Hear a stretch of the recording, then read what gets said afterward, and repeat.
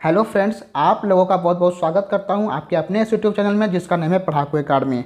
तो चलिए दोस्तों, हम कंटिन्यू करते हैं अपने एसएससी सीएचएसएल का प्रीवियस ईयर क्वेश्चन का डिस्कशन। तो चलिए स्टार्ट करते हैं। तो हमने यहाँ पर कंपटीशन मॉक्स एप्लीकेशन को डाउनलोड कर लिया हूँ।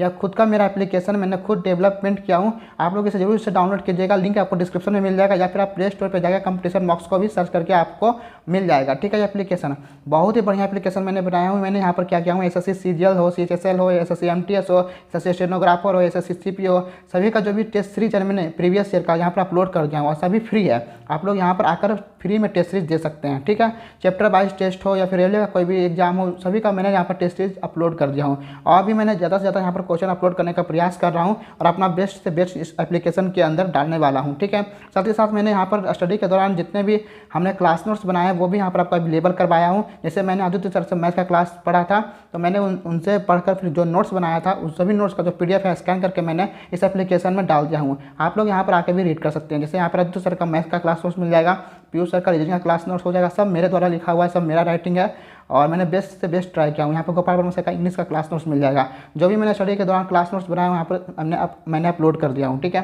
तो इस एप्लीकेशन को आप सब जरूर डाउनलोड कीजिएगा। साथ ही साथ इस चैनल को सब्सक्राइब नहीं किया तो सब्सक्राइब कर लीजिए। मैं यहाँ पर क्या कर रहा हूँ, इन सभी पेपर का जो प्रीवियस का टेस्ट सीरीज यहाँ पर अपलोड कर दिया हूँ, अब मैं इसे डिस्कस कर रहा हूँ। ठीक है, वीडियो के रूप में यूट्यूब पर डाल रहा हूँ। तो आप लोग चैनल को सब्सक्राइब करके बेल आइकन को जरूर दबा लीजिएगा ताकि जब भी मैं नेक्स्ट वीडियो अपलोड करूँ तो आप लोगों को नोटिफिकेशन मिल जाए। ठीक है, तो चलिए हम स्टार्ट करते हैं एसएससी सीएचएसएल मॉक टेस्ट को। मैं स्टार्ट करता हूँ यहाँ पर। ठीक है, और यहाँ पर हमारा लोडिंग हो रहा है, 2022 का पेपर ओपन होगा। ठीक है, हमारा जो लेटेस्ट है 2022 का पेपर है और ऊपर फिल्टर लगा हुआ है, 2020 का भी यहाँ पर पेपर आपको मिल जाएगा। ठीक है, तो मैं भी 2022 का जो लेटेस्ट पेपर वो डिस्कस कर रहा हूँ। तो लास्ट 6 वीडियो में मैंने यहाँ पर 6 पेपर डिस्कस कर लिया हूँ। तो आज पेपर 7 डिस्कस करने वाला हूँ, जो हुआ है 26 मई 2022 शिफ्ट फर्स्ट को। ठीक है, तो आज मैं ये पेपर जो है वो डिस्कस करने वाला हूँ। पेपर नंबर 7 26 मई 2022 शिफ्ट 1। ठीक है, तो हम स्टार्ट करते हैं इस पर। ठीक है, मैंने क्लिक किया and I have read and start test पे मैंने क्लिक किया। ठीक है, अब मैं यहाँ पर क्वांटिटी एप्टीट्यूड को सेट कर लेता हूँ क्योंकि मैं यहाँ पर मैथ के क्वेश्चन को डिस्कस करने वाला हूँ। तो चलिए, हमारे सामने आ गया मैथ का क्वेश्चन और पहला नंबर क्वेश्चन आपके सामने रहा। हमारा फर्स्ट नंबर क्वेश्चन सिंप्लीफिकेशन का है। तो ये इजी सा लग रहा है, इसे सिंप्लीफाई करना है, सिंपल सा है। और यहाँ पर जो ए है इसका वैल्यू निकालना है ना, इसका जो पूरा का वैल्यू दिया हुआ है वो 0 के बराबर है और यहाँ से सिंपली ए का वैल्यू निकालना है। ठीक है, तो चलिए इसे एक बार सिंप्लीफाई करते हैं और इसका आंसर निकालते हैं। ठीक है, तो चलिए मैं एक बार इसे नोट डाउन कर लेता हूँ। यहाँ पर क्या है, 27/7 divided by 54/7 minus curly bracket 3 minus 11/4 minus 3/2। ठीक है, इस तरह से दिया हुआ है, प्लस a/4 हो जाएगा। यहाँ पर a/4, a/4 is equal to 0। Simply यहाँ से क्या करना है, ए का वैल्यू निकालना है ना। तो चलिए इसे सॉल्व कर लेते हैं। तो अगर मैं चाहूँ तो यहाँ पर ऐड कर सकता हूँ, यहाँ पर पूरा ये कैंसिल आउट हो जाएगा मुझे लग रहा है। तो मैं चाहूँ तो डाइट कर सकता हूँ, लेकिन मैं करूँगा ना, एक बार पूरा अच्छा से एक्सप्लेन कर लेता हूँ। ठीक है, तो चलिए यहाँ पर क्या हो जाएगा, अगर मैं इसे सॉल्व करूँ तो यहाँ पर हो जाएगा एलसीएम 4, तो 11 माइनस 6 तो हो जाएगा 5/4 हो जाएगा। तो इसे सॉल्व करके क्या आ जाएगा, 5/4 हो जाएगा। आगे क्या है, 3 माइनस है, तो यहाँ से क्या हो जाएगा एलसीएम 4, तो 4 से 12 माइनस 5 इज इक्वल टू क्या हो जाएगा, 7/4 हो जाएगा ना। तो हो जाएगा 7/4। इसे पूरा अगर सॉल्व करें तो क्या हो जाएगा, 7/4 हो जाएगा। और ऐसे अगर सॉल्व करें तो क्या हो जाएगा, 27/7 गुना में, तो ऊपर हो जाएगा 7, नीचे हो जाएगा 54। यहाँ पर 7 है, तो 7 से 7 कैंसिल, 27 दूना 54, तो यहाँ पर हो जाएगा 1/2 है ना, 1/2। यहाँ पर फिर 1/2 minus 7/4 plus a/4 is equal to 0 है। बस सिंपल ए का वैल्यू निकालना है ना। तो चलिए निकाल लेते हैं। अगर हम इसे सॉल्व करना, 2 minus 7 plus a/4 is equal to 0। यहाँ हो जाएगा minus 5/4 plus a/4 is equal to 0। तो यहाँ सिंपल दिख रहा है कि ए का जो वैल्यू वो 5 होगा, तब यहाँ पर 0 हो जाएगा, -5 प्लस 5 इज इक्वल टू 0। तो यहाँ पर ऑप्शन सी जो है वो करेक्ट आंसर हो जाएगा। ऑप्शन सी जो है वो करेक्ट आंसर हो जाएगा। तो ए का वैल्यू क्या हो जाएगा, -5 हो जाएगा। सिंपल सा था, सिंप्लीफाई करना था, ईजी सा था, आप लोग कर सकते हैं एक बार। ठीक है, चलिए आगे बढ़ते हैं नेक्स्ट क्वेश्चन पे। मैं पहले इसे रेज कर लेता हूँ। हमारा नेक्स्ट क्वेश्चन है, एक डीलर लागत मूल्य पर अपना माल बेचने का दावा करता है लेकिन 1 किलोग्राम के लिए 900 ग्राम का वजन का उपयोग करता है, तो उसका लाभ प्रतिशत ज्ञात कीजिए। देखिए, एक डीलर है जो बोलता है लागत मूल्य पर ही अपना माल बेचने का दावा करता है, तो यहाँ से उसे कोई भी प्रॉफिट या लॉस नहीं होगा क्योंकि वो कॉस्ट प्राइस पर लाता है, कॉस्ट प्राइस पर ही बेचता है। ठीक है, सिंपल सा यहाँ पर साफ बोल दिया। लेकिन वो क्या करता है, 1 किलोग्राम के लिए वो 900 ग्राम का वजन ही उपयोग करता है, मीन्स चीटिंग करता है। कितना, 100 ग्राम का वो चीटिंग कर रहा है, मीन्स 1 किलोग्राम के जगह पर, मीन्स 1000 ग्राम के जगह पर वो 900 ग्राम का वजन का उपयोग करता है। ठीक है, तो उसका लाभ प्रतिशत ज्ञात कीजिए। तो उससे तो लाभ होगा ही, कितना लाभ होगा, मीन्स यहाँ पर मैं लिख देता हूँ एक बार, 1000 ग्राम पे जहाँ पे वो कितना दे रहा है, 900 ग्राम दे रहा है। प्रॉफिट हो रहा है, कितना प्रॉफिट हो रहा है, 100 ग्राम का वो प्रॉफिट हो रहा है, किससे, 900 से, इंटू 100 करेंगे, सिंपल, गया 100/9 क्या हो जाएगा, 11, 1/9% जो है वो करेक्ट आंसर हो जाएगा। 11 1/9% का क्या होगा, उससे प्रॉफिट होगा। ऑप्शन बी जो है वो करेक्ट आंसर होगा। ठीक है, ऑप्शन बी को हम सिलेक्ट करते हैं और नेक्स्ट क्वेश्चन पे आगे बढ़ते हैं। चलिए आगे आ गए हम। हमारा नेक्स्ट क्वेश्चन है, एक छात्र द्वारा 4 विषयों में प्राप्त औसत अंक 75 है, लेकिन जब अंग्रेजी के अंकों को इसमें जोड़ा जाता है तो कुल औसत अंक 70 हो जाता है। उसने अंग्रेजी में कितना स्कोर किया। अगर वो अंग्रेजी में भी 75 स्कोर करता, मीन्स 75 अंक लाता, अगर उसे ऐड करता तो क्या एवरेज में, औसत में कोई फ़र्क पड़ता, नहीं पड़ता। लेकिन उसका जरूर 75 से क्या होगा, अंक कम होगा इंग्लिश में, अंग्रेजी में, जिसके कारण उसे ऐड करने पर जो औसत है वो घट गया, 75 से क्या हो गया, 70 हो गया। मतलब कितना कमी हो गया, 5 का कमी हो गया। और यहाँ पर कितना विषय हो गया, टोटल 4 था और एक अंग्रेजी शामिल किया, मिस 5 विषय हो गया, मिस 5 बचे 25, 25 क्या हो जाएगा, 25 क्या हो गया, कम हो गया। तो यहाँ से कितना हो जाएगा, 75 माइनस 25 कर देंगे तो हमारा जो हो जाएगा आंसर हो जाएगा 50 जो अंक है उसे अंग्रेजी में प्राप्त हुआ होगा। तो 50 जो है ऑप्शन बी जो है वो करेक्ट आंसर होगा, है ना। ये समझ में आ रहा होगा ना आपको, किस तरह से मैंने क्या, यहाँ पर जो अंक था वो 75 था एवरेज 4 विषयों का, लेकिन अंग्रेजी को शामिल करने से क्या हो गया, एवरेज 70 हो गया, मीन्स 5 का कमी हो गया। 5 इंटू यहाँ पर टोटल 5 विषय हो गया, मीन्स 25 अंक वो कम लाया होगा, जिसके कारण ऐड करने पर क्या होगा, अंक उसके कारण ऐड करने से, अंग्रेजी के अंक को ऐड करने से क्या हो गया, जो औसत था वो 75 से क्या हो गया, 70 हो गया। अब 70 हो गया मीन्स 5 कम गया और टोटल 5 सब्जेक्ट है तो 25 करेंगे और 50, तो यहाँ पर 25 जो है वो कम हुआ होगा। तो 75 माइनस 25 करेंगे, 50 जो है वो करेक्ट आंसर होगा। अगर आपको ये समझ में नहीं आया तो एक तरीका और है, ठीक है, वो क्या है देख लेते हैं। यहाँ पर देख सकते हैं, यहाँ पर टोटल 4 सब्जेक्ट है और अंक कितना लाया, 75 लाया, तो टोटल अंक कितना हुआ, 75 गुना 4 300 हो जाएगा। ठीक है, 75 गुना 150, 150 गुना 300 हो जाएगा। ठीक है, उसके बाद यहाँ पर हम देखिए और फिर क्या हुआ, अगर अंग्रेजी के अंक को शामिल किया है तो इसमें औसत अंक कितना हो गया, 70 हो गया, मीन्स अंग्रेजी शामिल हो गया तो सब्जेक्ट कितना हो गया, मीन्स टोटल विषय कितना हो गया, 5 हो गया। अब 5 में जो औसत हो गया वो क्या हो गया, 70 हो गया, 7 × 35 मीन्स 350 अंक हो गया। देख सकते हैं पहले 300 था 4 विषयों में, अब 5 विषयों में क्या हो गया, 350 हो गया, मीन्स कितना बढ़ा, 50 बढ़ा। तो किसको ऐड करने पर, अंग्रेजी के सब्जेक्ट को ऐड करने पर अंग्रेजी का जो स्कोर था वो 50 था। ठीक है, तो 50 जो है ऑप्शन बी जो है वो करेक्ट आंसर हो जाएगा। ठीक है, चलिए बढ़ते हैं नेक्स्ट क्वेश्चन पे। हमारा नेक्स्ट क्वेश्चन है, यदि त्रिभुज ए बी सी और पी क्यू आर क्रमशः A B is equal to A C और P Q is equal to P R के साथ समद्विबाहु है, यानी जो दोनों ट्रायंगल है ए बी सी और पी क्यू आर क्या है, समद्विबाहु है, मीन्स आइसोलेटेड ट्रायंगल है, क्योंकि यहाँ पर बोल दिया ए बी जो है ए सी के भी बराबर है, यहाँ पर पी क्यू जो है पी आर के बराबर है, बोला के साथ क्या है, समद्विबाहु है। ठीक है, समद्विबाहु त्रिभुज में क्या होता है, दो साइड जो होता है वो बराबर होता है। अब वो यहाँ पर भी दिया हुआ है कि ए बी जो है ए सी के है और पी क्यू जो है पी आर के बराबर है। ठीक है, यदि A B is equal to P Q और B C is equal to Q R और कोण B is equal to 50 degree है तो कोण आर का माप क्या है। ठीक है, तो कोण आर आपसे पूछा है, कोण बी का यहाँ पर वैल्यू 50 डिग्री दिया हुआ है। तो चलिए सबसे पहले क्या करते हैं, इस क्वेश्चन का फिगर बनाते हैं। ठीक है, तो क्या बनेगा, सबसे पहले एक ट्रायंगल बनाते हैं ए बी सी। ठीक है, एक यहाँ पर ट्रायंगल बनाते हैं क्या, पी क्यू आर। अब यहाँ पर क्वेश्चन में बोला है क्या है, ए बी जो है ए सी के बराबर है, ए बी जो है ए सी के बराबर है, एसोसिएटेड ट्रायंगल है।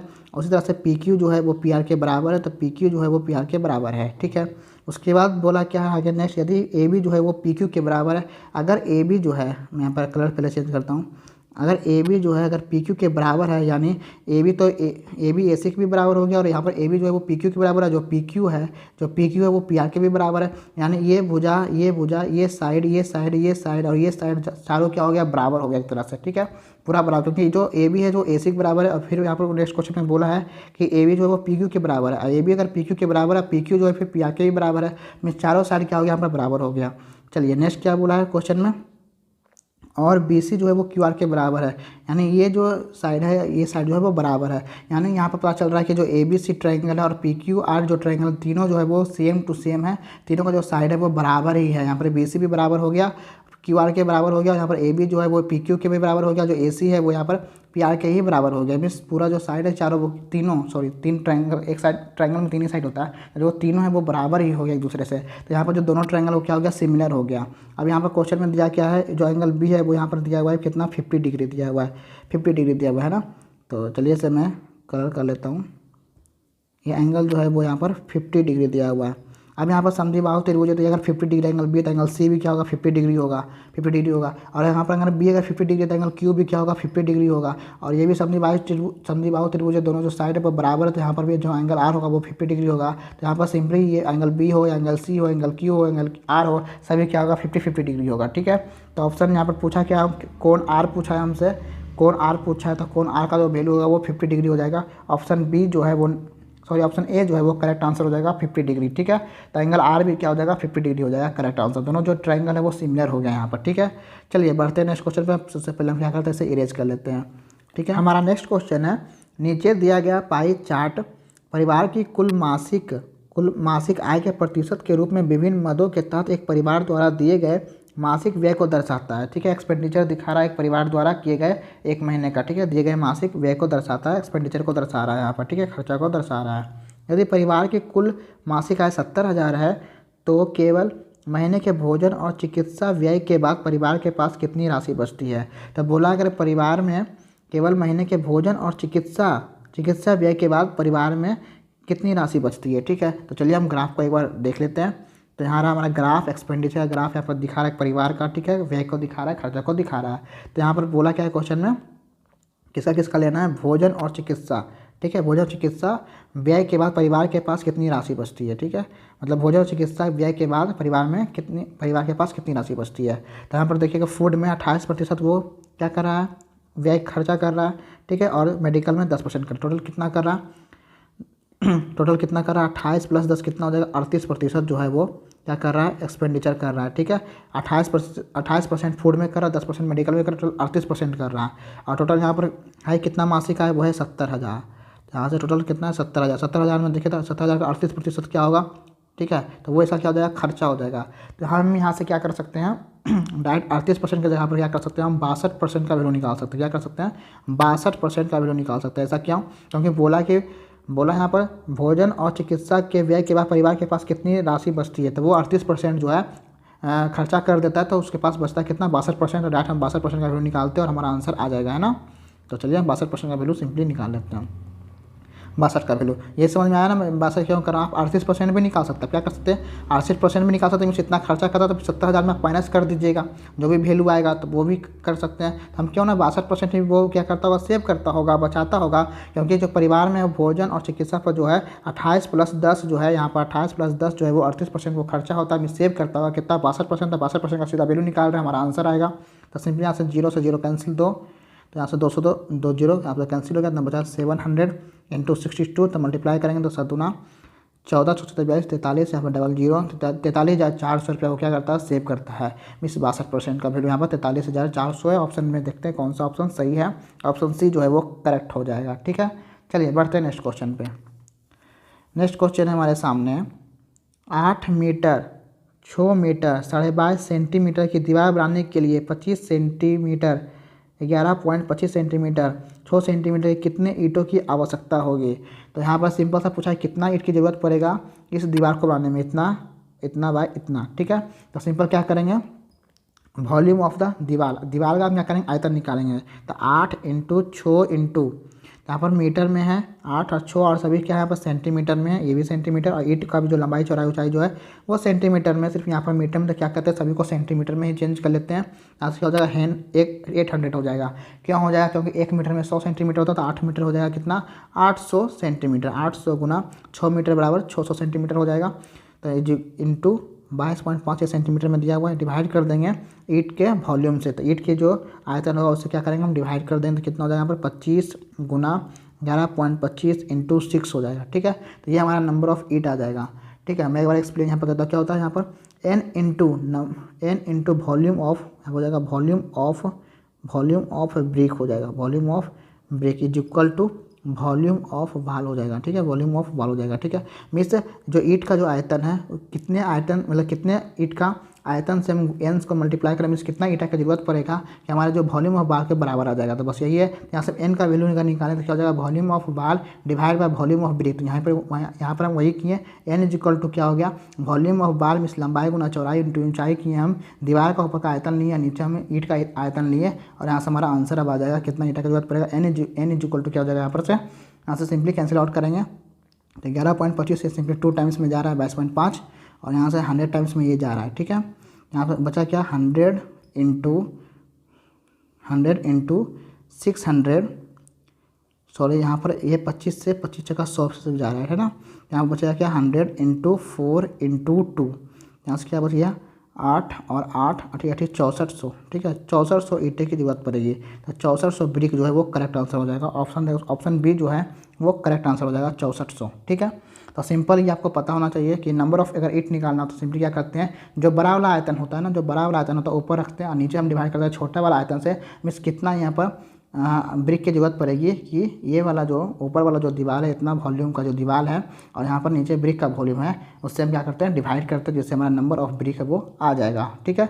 अब ऐसे ही पता चला होगा जो वाल होगा उसका जो वॉल्यूम होगा वो ज़्यादा होगा, जो यहाँ पर ईंटा है उसका जो वॉल्यूम कम होगा, तो दोनों को बराबर करने के लिए यहाँ से इनसे मल्टीप्लाई करेंगे। मीन्स कितना ऐसा ईंटा की जरूरत पड़ेगा कि जो वॉल्यूम ऑफ वाल है वो उसके बराबर हो जाएगा। तो n इक्वल टू क्या हो जाएगा नंबर ऑफ बाल डिवाइड बाई ब्रिक का यहाँ पर वॉल्यूम, और यहाँ से हमारा ब्रिक का आधी नंबर आ जाएगा, ठीक है। तो 6400 ब्रिक का जरूरत पड़ेगा, ऑप्शन बी जो है वो करेक्ट आंसर हो जाएगा। चलिए हम इससे पहले इरेज कर लेते हैं, फिर हम नेक्स्ट क्वेश्चन पे आते हैं। तो हमारा नेक्स्ट क्वेश्चन है, सबसे बड़े लंब वृत्तीय शंकु का आयतन क्या है जिसे एक घन से काटा जा सकता है, जिसका किनारा 10 सेंटीमीटर है, ठीक है। तो एक क्यूब है और उसका जो एज जो है वो 10 सेंटीमीटर दिया हुआ है, जिससे पूछा कि लार्जेस्ट राइट सर्कुलर कोन का आयतन वॉल्यूम क्या होगा, ठीक है। तो यहाँ पर देख सकते हैं यहाँ पर हम यहाँ पर क्या करते हैं, एक हम यहाँ पर क्यूब बना लेते हैं, एक घन बना लेते हैं ना, एक घन है ये। अब ये 3D फिगर है, इतना आपको समझना है कि ये क्या है, घन है। अब इसमें क्या करना है, एक राइट सर्कुलर कोन निकालना है सबसे बड़ा मैक्सिमम। तो मैक्सिमम क्या हो सकता है, इसका जो हाइट ऐसे हो सकता है, देखिए मैं यहाँ पर बना रहा हूँ एक कोन इसके अंदर, ठीक है। तो ये मैक्सिमम इससे कट आउट हो सकता है इस तरह का। इसका जो हाइट होगा वो क्या होगा, इसके क्यूब के जो इसका जो हाइट होगा वो उसके बराबर हो जाएगा। तो जो क्यूब का किनारा जो साइड जाएगा वो 10 सेंटीमीटर दिया हुआ है, ठीक है। अब क्यूब में क्या होता है, सभी साइड बराबर होता है, तो ये 10, तो ये भी 10, ये भी 10 और ये भी 10 है ना। सभी साइड क्या होता है, सभी बराबर होता है, ठीक है। अब यहाँ पर जो हम इस क्यूब से हम क्या निकाल रहे हैं, इस कोण को बोला है मैक्सिमम, सबसे बड़े लंब वृत्तीय शंकु बोला है ना, सबसे बड़े। तो सबसे बड़ा तो यही हो सकता है, इससे तो बड़ा हो सकता है, क्यूब से बाहर तो हम ले नहीं सकते हैं। और जो चौड़ाई हो सकता है क्यूब का, जो बेस का जो ये चौड़ाई होगा, ये भी हमारा ये मैक्सिमम है, ऊपर भी मैक्सिमम है ना, पूरा एकदम एज टू एज हमने लिया है, ठीक है। तो यहाँ से हम देखें तो इसका जो हाइट हो जाएगा वो कितना हो जाएगा, इसका जो हाइट हो गया वो 10 हो गया, 10 सेंटीमीटर हो गया। और इसका जो रेडियस होगा वो क्या हो जाएगा, रेडियस क्या हो जाएगा 5 हो जाएगा, क्योंकि पूरा 10 है। इसका जो यहाँ से रेडियस होगा, जो त्रिज्या होगा यहाँ से यहाँ तक होगा, तो वो क्या हो जाएगा 5 हो जाएगा, ठीक है। बस अब इसका वॉल्यूम निकालना है इस राइट सर्कुलर कोन का, ठीक है। तो वॉल्यूम क्या था राइट सर्कुलर कोन का, 1/3 पाई आर स्क्वायर। यहाँ से पाई का वैल्यू लेना है, पाई का वैल्यू नहीं लेना है, क्योंकि जो ऑप्शन में जो टर्म दिया हुआ वो पाई के टर्म में ही लेना है, तो पाई को कुछ नहीं करना, बस वैसे ही रखना है। इंटू आर स्क्वायर, तो आर का स्क्वायर यहाँ आर जो है वो 5 है, तो 5 का स्क्वायर 5 25 इंटू हाइट 10 हो गया, ठीक है। फॉर्मूला मैं यहाँ पर देता हूँ, 1/3 पाई आर स्क्वायर एच होता है, ठीक है। 1/3 पाई आर का वैल्यू 5 है, तो 5 का स्क्वायर 5 25 मैंने कर डायरेक्ट।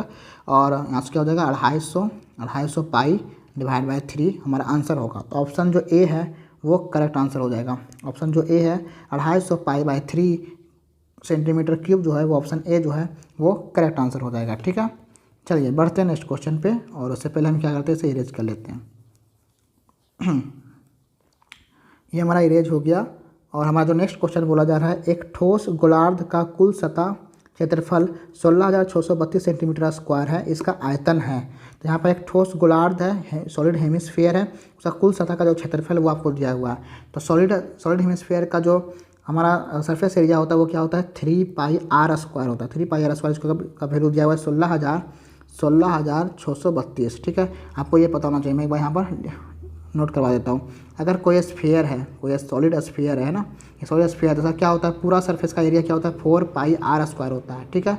और अगर हम सॉलिड हेमिस्फीयर ले लें, तो हेमिस्फीयर में क्या होगा, हेमिस्फीयर में कुछ इस तरह से हो जाएगा, कुछ इस तरह से कटोरा जैसा हो जाएगा ना, फिगर बढ़िया से नहीं बन रहा, कुछ इस तरह से हो जाएगा। तो ये जो पूरा का सरफेस एरिया क्या हो गया, 4 पाई आर स्क्वायर हो गया।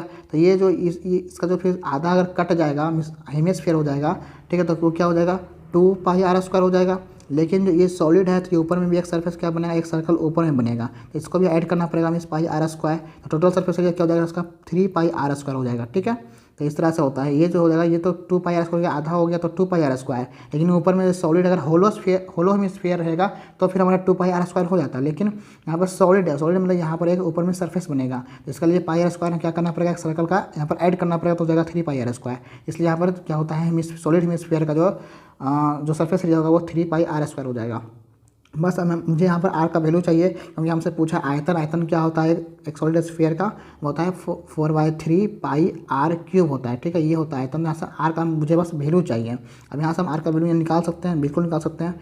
3 इंटू पाई का वैल्यू यहाँ पर 22/7 बोल दिया क्वेश्चन में लेने, तो 22/7 इंटू रेडियस यहाँ से निकालना है इज इक्वल टू 16632 है ना। बस अब आर स्क्वायर इक्वल टू क्या हो जाएगा, 16,632 है, डिवाइड बाय 22 हो जाएगा, ठीक है। और ऊपर हो जाएगा 7, फिर नीचे हो जाएगा 3, यह कैंसिल आउट होगा 11 से कैंसिल आउट होगा 1 7 2 9 6 3 9, ये हो जाएगा 11 दूना 22, 11 इंटू 11, और यहाँ पर बचेगा 56, 55 हो जाएगा। फिर यहाँ पर एक बार में फिर 2 बार में, ठीक है। अब ये फिर से 2 से कैंसिल आउट हो जाएगा 7 टाइम्स में, 7 दूना 14, और यहाँ पर 5 दूना 10, यहाँ पर बचेगा 6, फिर 3 से कैंसिल आउट कर 3 दूना 6, 3 5 15, 3 दूना 6, 212। अब यहाँ पर आर स्क्वायर इक्वल टू क्या हो गया, 212, sorry I think I will mistake down, 3 दूना 6, 3 5 15 है ना, 3 5 15, 3 दूना 6, 252 होगा, 252 इंटू 7 हो जाएगा, ठीक है। तो आर इक्वल टू क्या हो जाएगा, √252 इंटू 7। अब मुझे रूट से बाहर निकालना, तो यहाँ पर एक 7 और चाहिए, तो इसे मैं 7 से डिवाइड करके देख लेता हूँ एक बार यहाँ से क्या आता है। तो 7 या 21 और 7 6 42 इंटू 7, इसको मैं लिख सकता हूँ, ठीक है, इंटू फिर 7 यहाँ बचा हुआ, तो यहाँ से आर का वैल्यू हमारे पास आ जाएगा 36 बार 6 इंटू 7 है ना, इज इक्वल टू 42। तो आर का जो वैल्यू होगा वो 42 आ जाएगा, है ना। अब बस अब वॉल्यूम निकाल लेते हैं इसका जो आयतन पूछा है, तो क्या हो जाएगा 4/3 इंटू 22/7 इंटू आर का क्यूब में से 42 इंटू 42, 3 टाइम्स होगा इंटू 42, 7 या 21, 21 दूना 42 यहाँ से हो जाएगा। अब मेरे पास बचा क्या, 4 गुना 22 गुना 2 गुना 42 गुना 42, बस इतना मल्टीप्लाई किया जा रहा है, आपका आंसर आ जाएगा। लेकिन हम इतना बड़ा मल्टीप्लाई करेंगे नहीं, क्या करेंगे, यहाँ पर देख सकते हैं हमारे 22 है, 22 में क्या होता है 11 गुना 2, 11 का मल्टीपल ढूंढते हैं ऑप्शन में, ठीक है। तो चलिए ऑप्शन पे आते हैं, 11 से कौन कैंसिल आउट होता है, कौन 11 का मल्टीपल है देखते हैं। इसलिए ऑप्शन ए को देखते हैं, 11 0 1 और 0 0 3 1 4 हो गया 4, और यहाँ से अगर हम देखें तो 5 2 7, ये 11 से नहीं कटेगा, ये देख लेते हैं 11 से, 5 1 6, 6 3 9, 5 2 7 2 9, ये कैंसिल आउट हो जाएगा, ये 11 का मल्टीपल है, ऑप्शन बी जो है वो करेक्ट आंसर होगा।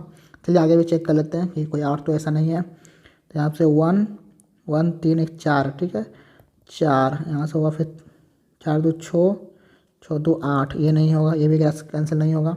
अब यहाँ से देख लेते हैं 5 1 6, 6 3 9, आई थिंक 1 मिनट, 5 1 6, 6 3 9, ठीक है, 4 2 6, 6 2 8, नहीं ये भी नहीं होगा। तो ऑप्शन बी जो है वो करेक्ट होगा, ऑप्शन बी जो है वो करेक्ट आंसर होगा, क्योंकि ऑप्शन बी ऐसा ही है जो सिर्फ 11 का क्या है मल्टीपल है, जो 11 से कैंसिल आउट हो रहा है, ठीक है। तो ऑप्शन बी जो है वो करेक्ट आंसर होगा, और कोई होगा ही नहीं, ठीक है। तो यहाँ पर क्योंकि 11 का मल्टीपल ऑप्शन बी में ही आ रहा है, तो हम इतना बड़ा मल्टीप्लाई करेंगे नहीं, आप चाहे तो कर सकते हैं, आपको ऑप्शन जो है ऑप्शन बी से वो मैच हो जाएगा, ठीक है। तो ऑप्शन बी जो है वो करेक्ट आंसर हो गया। चलिए बढ़ते हैं नेक्स्ट क्वेश्चन पर, और इससे पहले हम क्या करते हैं, इसे इरेज कर लेते हैं एक बार पूरा, ठीक है, डिलीट, ठीक है।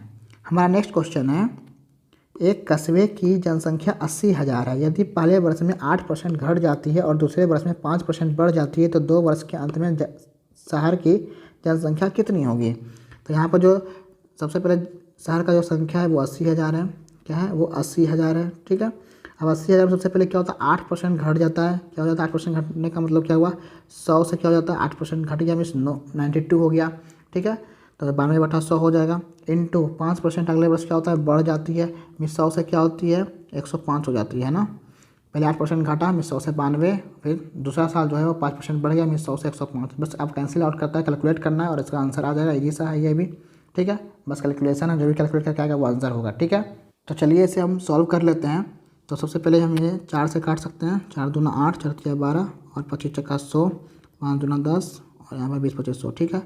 अब यहाँ से फिर ये भी कैंसिल हो, 1 शून्य से 1 शून्य यहाँ पर गया, और ये यहाँ से कैंसिल आउट होता है, बचेगा 4000 है ना, 4000, यहाँ से कैंसिल आउट होगा, 25 जगह 100, 4 जगह 16, तो 160 बचेगा यहाँ पर, है ना। यहाँ पूछा 160 गुना 23 गुना 21 करना है। अब इतना बड़ा मल्टीप्लाई तो करेंगे नहीं, चलिए ऑप्शन देखते हैं। लास्ट डिजिट सभी में 0 है, वो तो होगा ही क्योंकि यहाँ पर 160 है तो लास्ट डिजिट में 0 आएगा, वो सभी में है, ठीक है। फिर उसके बाद अगर छोटिया 18 गुना 1 करेंगे तो 8 आएगा, तो 0 के बाद फिर आएगा यहाँ पर 8। ऑप्शन सिर्फ बी में जो है वो जो मुझे दिख रहा है 8 है, तो ऑप्शन जो बी होगा वो करेक्ट आंसर होगा, ठीक है। देखिए यहाँ पर मल्टीप्लाई करें तो लास्ट डिजिट तो 0 आएगा ही आएगा। उसके बाद अगर हम फिर मल्टीप्लाई करेंगे, मीन 16 गुना 23 और गुना 21 कीजिएगा, ठीक है। 16 गुना 23 कीजिएगा तो क्या आएगा, लास्ट डिजिट 8 आएगा। फिर 21 से मल्टीप्लाई किया तो फिर भी लास्ट डिजिट 1 से फिर मल्टीप्लाई होगा तो 8 ही आएगा, तो ऑप्शन बी में मुझे सिर्फ दिख रहा है, तो ऑप्शन बी जो है वो करेक्ट आंसर होगा, ठीक है। आप चाहे तो फिर से गुना करके आप चेकआउट कर सकते हैं, ऑप्शन बी से मैच हो जाएगा, ऑप्शन बी जो है वो करेक्ट आंसर होगा। चलिए बढ़ते हैं नेक्स्ट क्वेश्चन पे, क्योंकि एग्जाम में उतना ज़्यादा टाइम होता नहीं कि इतना बड़ा कैलकुलेशन करे, बस इसी सब ट्रिक का लगाते हैं, मल्टीपल चेक करते हैं, डिजिटल सिम का उपयोग करते हैं, ठीक है। और वो सब चेकआउट करके फटाफट आंसर तक पहुंचना रहता है, बस आंसर तक पहुंचना है और आपका काम हो गया बस, ठीक है। चलिए आगे बढ़ते हैं। हमारा जो नेक्स्ट क्वेश्चन है वो है एक्स का स्क्वायर। यहाँ पर मैं एक बार क्वेश्चन को राइट कर लेता हूँ, है ना। यहाँ पर क्या दिया हुआ है, एक्स का स्क्वायर डिवाइड बाय वाई का स्क्वायर प्लस वाई का स्क्वायर डिवाइड बाय एक्स का स्क्वायर इज इक्वल टू 7। हमसे क्या पूछा है, एक्स का क्यूब डिवाइड बाय वाई का क्यूब प्लस वाई का क्यूब डिवाइड बाय एक्स का क्यूब का मान पूछा है, ठीक है, इसका वैल्यू पूछा है।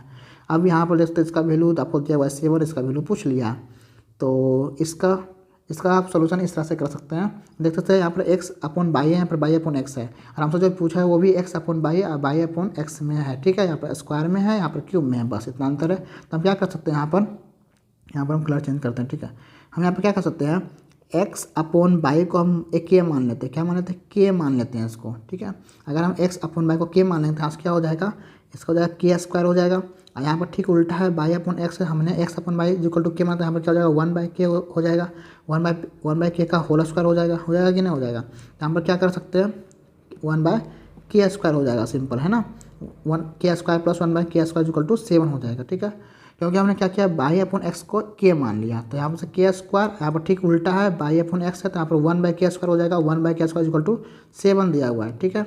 बस इतना सा कहानी है। और हमसे पूछा क्या है, अब यहाँ पर व्यू रखते हैं, तो एक्स अपॉन बाई तो क्या है, के है के का cube plus by upon x है, ठीक उल्टा है तो 1/k का क्यूब हो जाएगा, इसका वैल्यू पूछा है। अब हम लोग नहीं निकाल सकते, ये तो हम लोग जानते हैं कि k square plus 1/k square equal to 7 है, तो के पावर क्यूब प्लस 1/k का क्यूब का वैल्यू निकाल सकते, तो सबसे पहले इसको निकालने के लिए क्या करना पड़ेगा, मीन्स के पर क्यूब पावर पहुंचने के लिए क्या करना पड़ेगा, सबसे पहले हम के प्लस 1/k निकालेंगे, तो के प्लस 1/k का वैल्यू क्या हो जाएगा, √7 + 2 हो जाएगा, तो के प्लस 1/k क्या हो जाएगा, 9 हो जाएगा, ठीक है। आपको ये 3 हो जाएगा, 7 to 9 का रूट निकालेंगे तो 3 आ जाएगा, ठीक है। तो के प्लस 1/k क्या हो गया, 3 हो गया। आपको ये पता होना चाहिए कि किस तरह से स्क्वायर से हम के पावर 1 पहुंच सकते हैं, और 1 से स्क्वायर कैसे निकाल सकते हैं, पावर 4 कैसे निकाल सकते हैं, और क्यूब कैसे निकाल सकते हैं। अब ये के प्लस 1/k इक्वल टू 3 निकल गया, तो क्या हम के क्यूब प्लस 1/k क्यूब निकाल सकते हैं, क्या हो जाएगा, के क्यूब प्लस 1/k क्यूब बराबर हो जाएगा 3 का क्यूब, 3 3 होते हैं 27 माइनस 3a होता है 3 3 9, 27 माइनस 9 करेंगे तो क्या हो जाएगा, 18 हो जाएगा, 18 हो जाएगा। 18 जो है वो करेक्ट आंसर हो जाएगा, के क्यूब प्लस 1/k क्यूब का वैल्यू, जिसका वैल्यू वो यहाँ पर ये है, ठीक है। तो ऑप्शन डी जो है वो करेक्ट आंसर हो जाएगा, ठीक है। बस आपको ये सब पता होना चाहिए। क्या करूँ, मैं एक बार लिखा दूँ, अगर देखिए मैं एक बार यहाँ पर नोट करा लेता हूँ आप लोगों को, ठीक है। चलिए मैं यहाँ पर नोट कर देता हूँ, अगर x plus 1/x is equal to a है, तो यहाँ पर x का स्क्वायर प्लस 1/x का स्क्वायर क्या हो जाएगा, a स्क्वायर माइनस 2 हो जाएगा, ठीक है।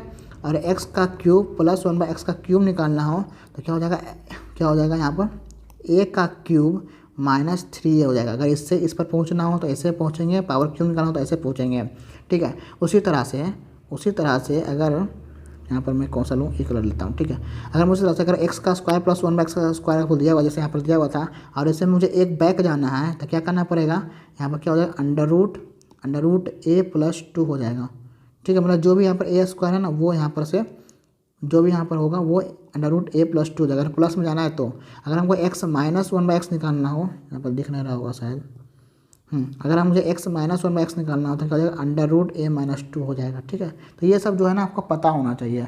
तो ये सब बहुत ज़्यादा काम का चीज़ है, और हमेशा एसएससी में इस तरह का क्वेश्चन आते रहता है, तो डायरेक्ट आता है, ठीक है। तो ये सब होना चाहिए पता आप लोगों को, तभी आप लोग डायरेक्ट क्वेश्चन कर पाएंगे, फास्ट कर पाएंगे, है ना। चलिए बढ़ते हैं नेक्स्ट क्वेश्चन पे। इसका जो आंसर है ऑप्शन डी जो है वो 18 जो है वो करेक्ट आंसर हो जाएगा। ठीक है, चलिए नेक्स्ट क्वेश्चन हमारे सामने, निम्नलिखित विकल्पों में से सबसे बड़ा कौन सा है। सबसे बड़ा पूछा है तो ये तो 0.62 दिख रहा है यहाँ पर 4.5 है, डिवाइड करते तो क्या हो जाएगा 0.8 मुझे 40 0.8 और यहाँ से करें तो 0.18 है ना, और यहाँ पर 0.57 तो है ही। तो यहाँ पर सबसे बड़ा जो ऑप्शन बी जो है वो दिख रहा है। ठीक है, ऑप्शन बी जो है 4/5 0.8 है, जो सबसे बड़ा दिख रहा है, तो ऑप्शन बी जो है वो करेक्ट आंसर हो जाएगा। सिंपल सा था ये। चलिए बढ़ते हैं नेक्स्ट क्वेश्चन पे। नेक्स्ट क्वेश्चन है, एक ट्राइंगल ए बी सी में बी पर समकोण यदि tan A = 1/√3 है तो sin A into cos C plus cos A into sine C का वैल्यू आपसे पूछा है। तो चलिए आप एक ट्राइंगल है, यहाँ पर हम एक ट्राइंगल बना लेते हैं, ये रहा, और जो एंगल बी है वो क्या है 90 डिग्री है। ठीक है, उसके बाद यहाँ पर हम ए मानते हैं इसको बी मानते हैं, इसको सी मान लेते हैं। ठीक है, तो चलिए यहाँ पर क्या दिया हुआ tan A, यहाँ पर दिया हुआ है मेरे tan A = 1/√3।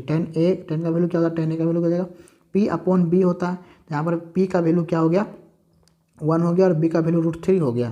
तो यहाँ से A अगर हम ले tan A ले तो tan A के अनुसार यहाँ पर इस एंगल को ले, एंगल A को ले, क्योंकि यहाँ पर tan A है तो tan A बराबर क्या हो जाएगा परपेंडिकुलर बाय बेस। P का वैल्यू दिया हुआ है, B का वैल्यू यहाँ पर √3 दिया हुआ है।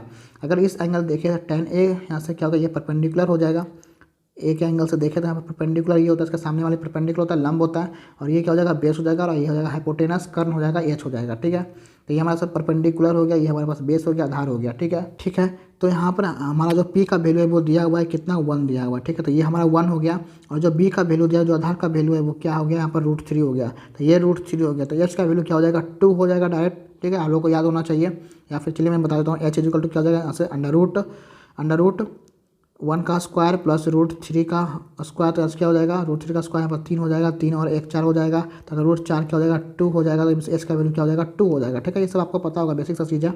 तो यहाँ पर ये 1 हो गया, यहाँ पर एंगल नहीं है tan A, तो यहाँ सामने वाले इसका परपेंडिकुलर P का वैल्यू 1 और बेस हो गया हमारा आधार हो गया √3 हो गया बस। अब यहाँ पर जो भी पूछा हम उसका फिर निकाल लेंगे। तो हमसे पूछा क्या है sin A into cos C plus cos A into sine C का वैल्यू पूछा है ना, तो साइन ए क्या हो जाएगा, तो यहाँ से तीनों का वैल्यू तो पता ही है 2 1 √3। अब जिसका भी वैल्यू पूछेगा वो हमसे निकल जाएगा, कोई दिक्कत वाली अब बात है नहीं। तो चलिए साइन है तो इस एंगल को लेना है, साइन ए के सामने क्या हो जाएगा परपेंडिकुलर 1 हो जाएगा 1/2 इंटू कॉस सी लेना, तो इस एंगल को लेंगे, कॉस सी के अनुसार ये परपेंडिकुलर हो जाएगा और ये बेस हो जाएगा है ना।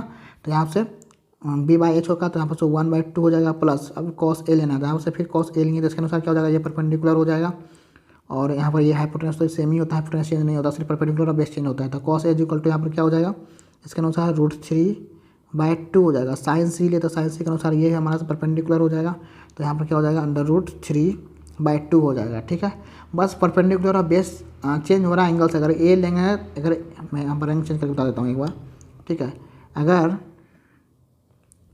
अगर हम यहाँ पर एंगल ए लेंगे तो इसके अनुसार ये परपेंडिकुलर हो जाएगा और ये बेस हो जाएगा, और एंगल सी लेंगे ना तो ये बेस हो जाएगा और ये हमारे सामने क्या हो जाएगा परपेंडिकुलर हो जाएगा। बस ये चीज़ याद रखिएगा और आपको पता भी होना चाहिए। ठीक है, तो चलिए इसे सिंपल सॉल्व करेंगे तो क्या जाएगा 1/4 आ जाएगा, और √3 इंटू √3 3/4 आ जाएगा, तो 3 1 4/4 कैंसिल आउट, 1 जो है वो करेक्ट आंसर होगा, इसका वैल्यू जो है 1। ऑप्शन बी जो है वो करेक्ट आंसर होगा, ऑप्शन बी को मैं सिलेक्ट करता हूँ। ठीक है, ऑप्शन बी जो है वो करेक्ट आंसर हो जाएगा। चलिए बढ़ते हैं नेक्स्ट क्वेश्चन पे, और मैं इसे अरेंज कर लेता हूँ उससे पहले। ठीक है, नाउ नेक्स्ट क्वेश्चन हमारा है 2 अंकों की कितनी संख्याएं 3 या 5 से विभाज्य है। तो मुझे चेक करना है 3 या 5 से कितनी संख्या जो विभाज्य है। तो सबसे पहले एक कॉन्सेप्ट मैं आपको बताना चाहूँगा इससे पहले कि अगर कोई भी संख्या पूछा जाए, कि जैसे हम ये क्वेश्चन पूछते हैं आपसे कि 1 से 100 के बीच ऐसी कितनी संख्या है जो 5 से विभाज्य हो, जो 5 से क्या हो डिविजिबल। तो सिंपली क्या करना है आपको, 1 से 100 के बीच पूछा तो सिंपली क्या करना है 100 से डिवाइड करना है। किससे डिविजिबल है 5 से।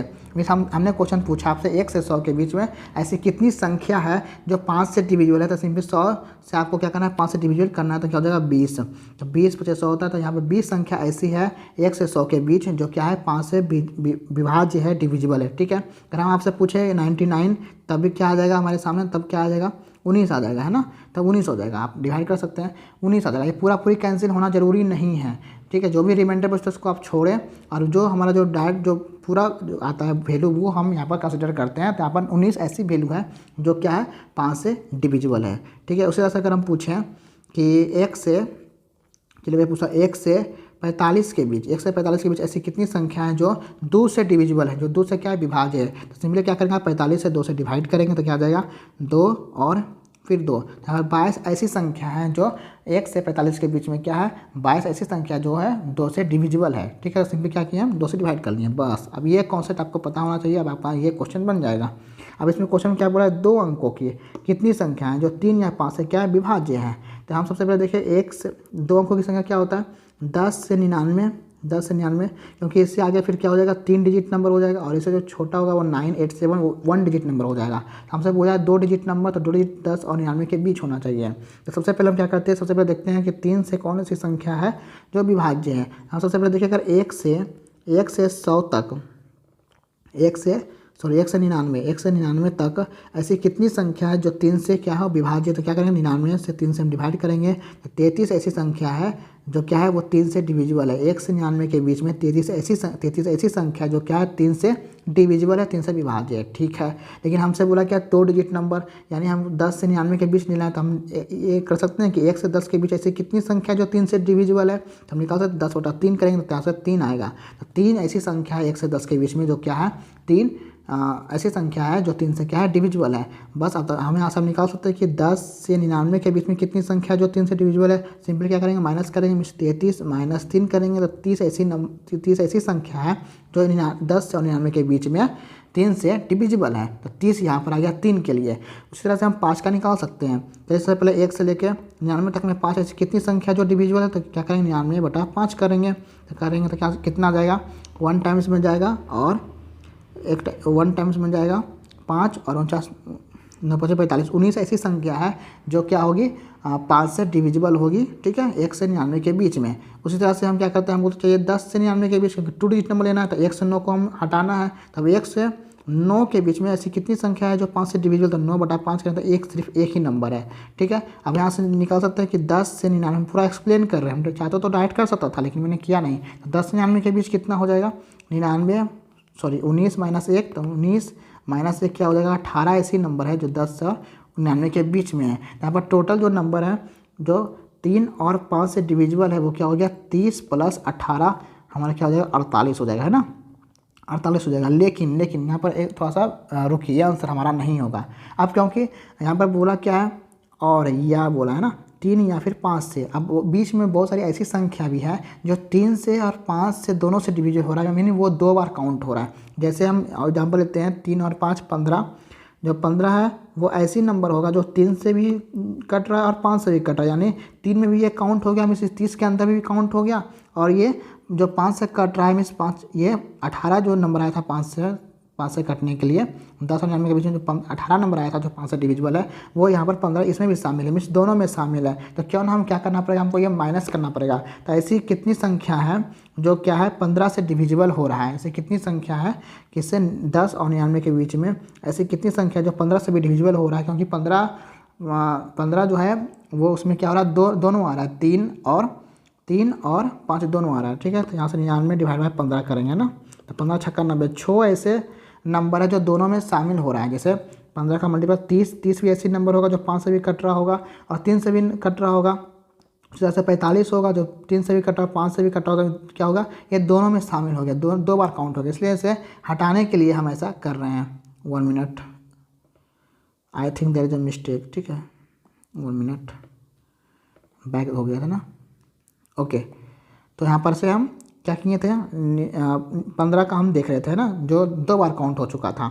तो हम यहाँ पर क्या करेंगे 10 से 99 के बीच में ऐसी कितनी संख्या, तो 99 से हम भागा देंगे सिंपली 15 को, तो 15 छक्का 90। यहाँ पर 6 ऐसे नंबर है जो 2 बार काउंट हो रहे हैं। यहाँ पर क्या करें 48 में से 6 घटा देंगे, ठीक है। अब यहाँ पर कितने बोलेंगे सर 1 से लेकर 9 तक इसमें घटाना है। अब यहाँ 15 से है तो 15 तो 10 से बड़ा ही होगा, तो 1 और 9 के बीच ऐसा कोई भी नंबर नहीं है जो 15 से डिविजिबल होगा, तो माइनस करने की कोई ज़रूरत है नहीं। तो सिंपली 10 और 99 के बीच में ऐसा कौन जो 15 से क्या हो रहा है कैंसिल हो रहा है, क्योंकि इसमें जो है मतलब 5 और 3 का हमें एलसीएम नहीं है 15, ठीक है। जो दोनों से कट रहा है, जो 2 बार काउंट हो चुका था, हम उसे माइनस करने के लिए यहाँ पर क्या किए हैं, देख लिए हैं कि 15 का मल्टीपल में से 15 99 में 10 से 99 के बीच में ऐसी कितनी संख्या जो 15 से डिविजिबल है, क्योंकि 15 में दोनों अंक आ रहा है, 6 और 9 दोनों आ रहा है, ठीक है। सॉरी 5 और 3 दोनों से कट रहा है, तो यहाँ पर जो 6 ऐसी संख्या है, 47 में 6 करेंगे तो 42 जो है, 42 नंबर ऐसे हैं जो क्या होगा 3 या 5 से विभाज्य है, तो ठीक है। तो 42 जो है ऑप्शन सी जो है वो करेक्ट आंसर होगा। मैंने इसे पूरा एक्सप्लेन कर दिया है ना, तो ऑप्शन सी जो है वो करेक्ट आंसर होगा। तो चलिए बढ़ते हैं अब नेक्स्ट क्वेश्चन पे, है ना। चलिए 1 मिनट में इसे क्या करता हूँ, इरेज कर लेता हूँ एक बार, है ना। नेक्स्ट क्वेश्चन है हमारे सामने, एक वस्तु की कीमत में 45% की वृद्धि की जाती है और फिर प्रत्येक 15% की 2 क्रमिक छूट की अनुमति दी जाती है, अंततः वस्तु की कीमत पूछा है, ठीक है। तो यहाँ पर पूछा परसेंटेज में, है ना, कितना परसेंट की वृद्धि हुई है ये पूछा है हमसे, है ना। तो सिंपल क्या करना है, सबसे पहले क्या है 45% का वृद्धि की जाती है, फिर जो है वो 15% की 2 क्रमिक छूट दी जाती है, यानी यहाँ से सेलिंग प्राइस और कॉस्ट प्राइस का हम रेशियो ले लेते हैं, ठीक है। यानी अगर कॉस्ट प्राइस से सबसे पहले अगर कॉस्ट प्राइस में क्या किया 45% की वृद्धि किया, हमें पहले अगर 100 वैल्यू था तो क्या किया बढ़ा दिया 145 कर दिया, फिर 2 छूट दिया, कितना कर दिया 15% का क्या किया 2 छूट दिया, मिस क्या किया 85 कर दिया, है ना। 100 किया 85 कर दिया, 2 छूट दे दिया 15% का, है ना। तो बस ये निकालना है, ये कॉस्ट प्राइस हो गया और सेलिंग प्राइस हो गया, बस निकालना है दोनों का रेशियो, कैंसिल आउट तो होगा ही, 17 पचे 85, 20 पचे 100, 20 पचे 100, 17 पचे 85 और ये 20 पचे 100, 5 से भी कटेगा 5 2 17 पचे 45 यहाँ पर आ गया, ठीक है। चलिए यहाँ पर सेलिंग प्राइस और कॉस्ट प्राइस यहाँ पर रेशियो आ गया, क्या आ गया 29 गुना 17 नीचे बचा 8 हो जाएगा 8000, है ना। बस अब हमसे यहाँ से परसेंटेज निकालना है, ठीक है। तो चलिए यहाँ से अगर मल्टीप्लाई ऊपर करें तो क्या हो जाएगा 29 गुना 289, 17 का स्क्वायर होता है डिवाइड बाय 8000, है ना। तो अब क्या करें 289 को हम क्या करते हैं 29 से गुना करते हैं, तो क्या आएगा 9 81, बाकी हाथ में एक, यहाँ पर तो मल्टीप्लाई करना ही पड़ेगा, यहाँ पर कोई और दूसरा नहीं है, कोई दूसरा ऑप्शन नहीं है, ठीक है। 9 81, बाकी हाथ में 8 9 72, 72 और 8 80 और 9 18, 18 26, है ना। और यहाँ पर 9 18, बाकी हाथ में 1 2 16 17, बाकी हाथ में 2 4 1 5, यहाँ पर 1 8 13, बाकी हाथ में 1 5 7 1 8, है ना। तो यहाँ से हमारे सामने आ जाएगा क्या, यहाँ से मल्टीप्लाई करने पर क्या आ गया हमारा जो सेलिंग प्राइस और कॉस्ट प्राइस का रेशियो क्या आ जाएगा, सेलिंग प्राइस पर मल्टीप्लाई किया तो 8381 आ रहा है ना, और कॉस्ट प्राइस कितना हो गया 8000। तो यहाँ से देख सकते हैं कितना का इंक्रीज हो रहा है, तो यहाँ पर जो ऑप्शन होगा सबसे पहले ऑप्शन पे आते हैं यहाँ पर, है ना। तो यहाँ पर सबसे पहले क्या हो रहा है इंक्रीज होगा, मिस इंक्रीज होगा ऑप्शन ए या फिर ऑप्शन सी करेक्ट आंसर होगा, ये तो होगा नहीं, कमी तो नहीं हो रहा, क्योंकि 8000 से कितना हो रहा है यहाँ पर 8381। अब यहाँ पर परसेंटेज निकाल सकते हैं ना, निकाल सकते हैं कि नहीं, कितना का प्रॉफिट हो रहा है 381 का प्रॉफिट हो रहा है किससे 8000 पर इंटू 100, बस वही हमारा आंसर होगा।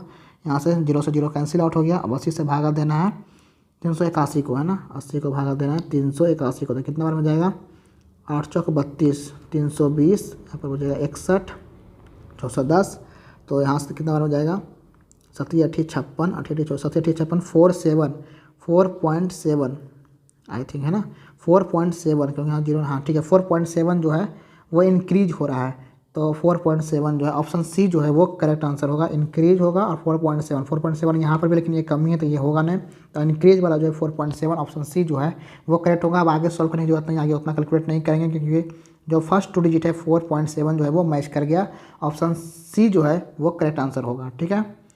तो ये समझ में आ गया होगा आपको, हमने सेलिंग प्राइस और कॉस्ट प्राइस का रेशियो निकाल लिया, और यहाँ पर जो कॉस्ट प्राइस 8000 है और सेलिंग प्राइस जो है वो 8381, वो ज़्यादा है, मिस इंक्रीज हो रहा है, कितना इंक्रीज हो रहा है 381 से हो रहा है, किस पर से 8000 पर से 8000 पर से इंटू 100 किया तो परसेंटेज निकल गया, और 4.7 जो है वो करेक्ट आंसर है, आप इसे सॉल्व कर लीजिएगा, ऑप्शन सी जो है वो करेक्ट आंसर आ जाएगा, ठीक है। चलिए बढ़ते हैं नेक्स्ट क्वेश्चन पे। नेक्स्ट क्वेश्चन है, तो इससे पहले हम क्या करते हैं इसे इरेज कर लेते हैं, डन, ठीक है। नेक्स्ट क्वेश्चन है, यदि पी क्यू का जहाँ पर अनुपात दिया हुआ 10:11, क्यू आर का 11:12, तो p plus q plus r और आर प्लस पी तीनों का क्या पूछा है, अनुपात पूछा है, ठीक है।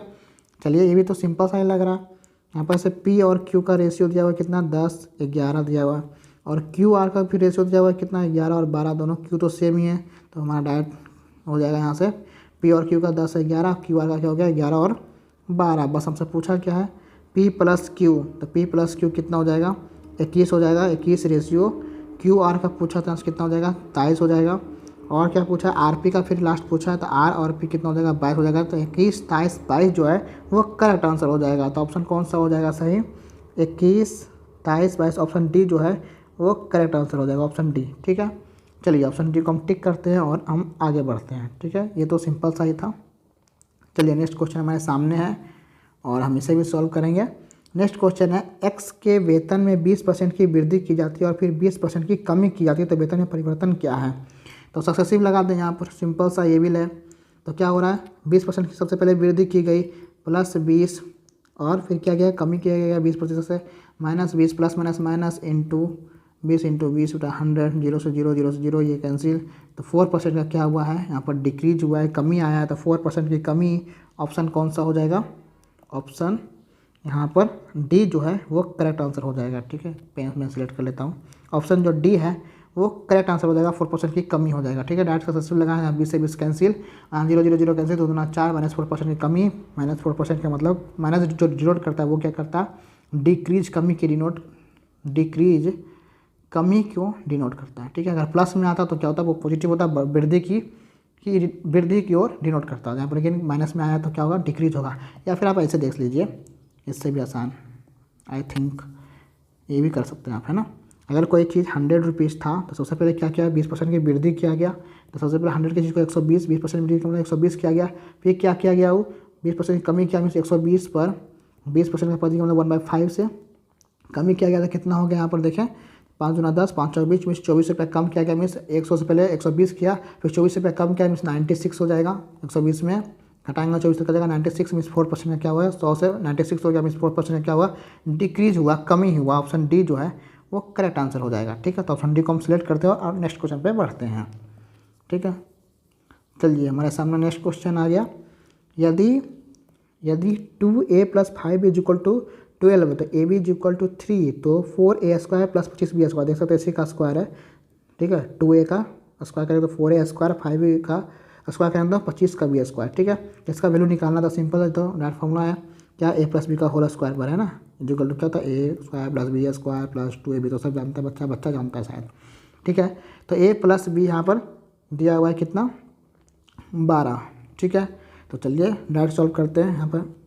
यहाँ पर से यहाँ पर क्या दिया हुआ है 2a + 5b का होल स्क्वायर इक्वल टू क्या हो जाएगा 4a² + 25b² प्लस 5 × 10 दूना 20 ab हो जाएगा, है ना। अब इसका वैल्यू निकालना है। ठीक है, 4a² + 25b का, तो इसका वैल्यू क्या हो जाएगा, इसका वैल्यू दिया 12, 12 का स्क्वायर करेंगे तो क्या हो जाएगा 144 हो जाएगा इक्वल टू इसका तो वैल्यू निकालना है 4a² + 25b² plus 20 into A B का भी यहाँ पर दिया हुआ है कितना 3 दिया हुआ है। तो 3 से गुना करेंगे तो 20 या 60 हो जाएगा।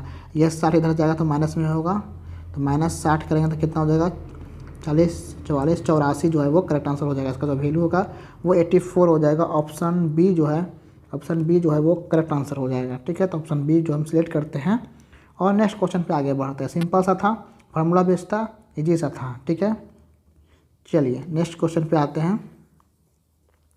नेक्स्ट क्वेश्चन है किसी दिए गए मूलधन पर चक्रवृद्धि ब्याज और साधारण ब्याज, किसी दिए गए मूलधन पर चक्रवृद्धि ब्याज और साधारण ब्याज के बीच का जो अंतर है 2 वर्ष में 1725 है और दोनों मामलों में ब्याज की दर 25% प्रति वर्ष है और जब ब्याज की गणना की जाती है तो यह वार्षिक रूप से संयोजित होता है, तो मूल राशि ज्ञात कीजिए। तो यहाँ पर 2 वर्ष का अंतर दिया हुआ है चक्रवृद्धि ब्याज और साधारण ब्याज का, है ना। 2 वर्ष का यहाँ पर दिया हुआ है चक्रवृद्धि ब्याज और साधारण ब्याज का जो अंतर है 2 वर्षों में इतना रुपया का अंतर है और जो रेट ऑफ इंटरेस्ट है वो 25% की दर दिया हुआ है प्रति वर्ष दिया हुआ है। तो ये तो बहुत ज़्यादा ईजी होगी। आप तो क्या आपको दिया चक्रवृद्धि ब्याज और साधारण ब्याज के बीच का जो 2 वर्ष का जो अंतर आपको दे दिया 1725 रुपया, यानी 1725 किसका वैल्यू अगर वो निकाल लें तो 100% का वैल्यू निकाल सकते हैं। मीन्स हमारा जो मूल राशि वो निकल जाएगा। तो अगर हम देखें 25% में, अगर हम देखें सिंपल इंटरेस्ट में देखें तो 25 + 25 क्या हो जाएगा 50% सिंपल इंटरेस्ट हो जाएगा। मीन साधारण ब्याज में क्या हो जाएगा ये 50% हो जाएगा, है ना। सिंपल इंटरेस्ट में क्या हो जाएगा साधारण ब्याज में क्या हो जाएगा ये सिंपल 2 साल में 25% के हिसाब से 50% हो जाएगा। लेकिन वही चक्रवृद्धि ब्याज में देखें तो क्या हो जाएगा, यहाँ पर सक्सेसिव लगा दें 25 + 25 तो होगा ही होगा प्लस 25 × 25/100। तो यहाँ से तो ये तो सेम 50 आ जाएगा, लेकिन जो भी अंतर होगा इसी से आ रहा होगा अंतर, है ना। अगर देखिए साधारण ब्याज में वो 50% होगा, चक्रवृद्धि ब्याज में 50% तो होगा, साथ ही साथ ये भी होगा। कितना यहाँ पर जाएगा 625 आएगा तो 6.25, इसी का तो अंतर दिया हुआ है। अगर हम इसे ऐड करें तो 56.25, दोनों का डिफरेंस देगा तो क्या जाएगा 6.25, जो अंतर इसी कारण आ रहा है, ठीक है 6.25 के कारण आ रहा है। यहाँ 150 इसमें भी है, 50 साधारण ब्याज में भी होगा, लेकिन ये जो एक्स्ट्रा आ रहा है 6.25, इसी का जो अंतर है वो वैल्यू आपको दिया कितना 17,000 में क्यों बोला 1725 रुपया जो है वो 6.2 का वैल्यू दिया हुआ, जो अंतर है वो यही आएगा 6.25 है ना। 100% का वैल्यू निकाल लेंगे, 100 का वैल्यू निकालेंगे तो हमारा क्या आ जाएगा मूल राशि आ जाएगा जो पूछा है हमसे, ठीक है। बस कैलकुलेट करना और हमारा आंसर आ जाएगा। तो पॉइंट हटाएंगे यहाँ पर 00 और ये हमारा 25 से कैंसिल हो जाएगा, 25 × 25 625 होता है। और ऊपर अगर 25 से काटे तो 25 कितना हो जाएगा 25 छक्का 150 और यहाँ पर फिर हमारे सामने बचेगा 150, तो यहाँ से बचेगा 225, 225 था बस 9 टाइम्स में चला जाएगा, है ना। तो 69, तो यहाँ पर जाएगा 69, ठीक है 69। यहाँ से अगर हम काटेंगे ये भी कटेगा, 25 छक्का 100, 400 बचेगा, तो 69 गुना 400 करेंगे हमारा आंसर आएगा तो 9 चौक 36 और यहाँ पर 3 बच गया 6 चौक 24, 3 27, तो 27,600 जो है वो करेक्ट आंसर होगा। ऑप्शन डी जो है वो करेक्ट आंसर होगा, ठीक है।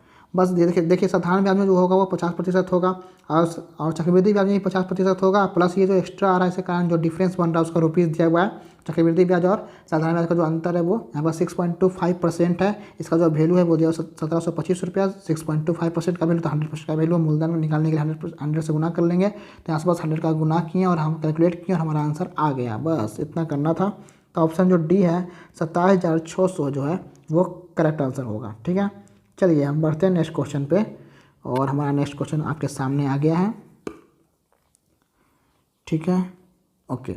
नेक्स्ट क्वेश्चन बोला है कि नीचे दी गई तालिका में सरकारी एजेंसियों द्वारा लगातार 6 वर्षों में लगाए गए 3 प्रकार के पेड़ों की संख्या दी गई है, ठीक है। चलिए पेड़ लगाने का यहाँ पर संख्या दिया गया है 6 वर्ष के दौरान। इन एजेंसियों द्वारा 2016 में लगाए गए सौगान के पेड़ों की संख्या की तुलना में 2017 की इन एजेंसियों द्वारा लगाए गए सौगान के पेड़ों की संख्या में कितने प्रतिशत की वृद्धि हुई है। 2016-2017 में जो सौगान का पेड़ लगाया गया है उसका परसेंटेज पूछा है, कितना प्रतिशत वृद्धि हुई है। तो यहाँ पर जो टीक पेड़ है, जो टीक है हिंदी में एक बार देख लेते हैं। हमारा जो टेस्ट है यहाँ पर सबमिट हो गया है, ओके। आई थिंक हमारा यहाँ पर कोई क्वेश्चन गलत हो गया है क्योंकि यहाँ पर 87% एक्यूरेसी दिखा रहा है। आई थिंक मैं चेक कर लेता हूँ एक बार व्यू आंसर पर क्लिक करके ना, व्यू आंसर पर क्लिक कर लेता हूँ एंड एक बार चेक कर लेता हूँ कोई क्वेश्चन शायद रॉन्ग हो गया है ना। मैं क्वांटिटी एप्टीट्यूड पे आता हूँ, ठीक है चेक कर लेता हूँ। वहाँ पर 29 और 30 नंबर क्वेश्चन गलत बता रहा है, यहाँ पे ये 50 डिग्री गलत बता रहा है। आई थिंक यहाँ पर एरर है और मैं इसे सही कर दूँगा, है ना। और कौन सा एरर है ये भी गलती बता रहा है। 343 ये मैंने गलत बनाया है क्या, एक बार मैं चेक करता हूँ। टोटल कितना है 70,000 है, 70,000 है और इसमें निकालना कितना है, भोजन और चिकित्सा को ऐड करना है ना। तो 28 और 10 38 आ जाएगा 62%। यहाँ से सीधा निकालेंगे 00700 इंटू 62, 00 7 दूना 14 चौसठ 82 43 434 ऑप्शन सी सही है।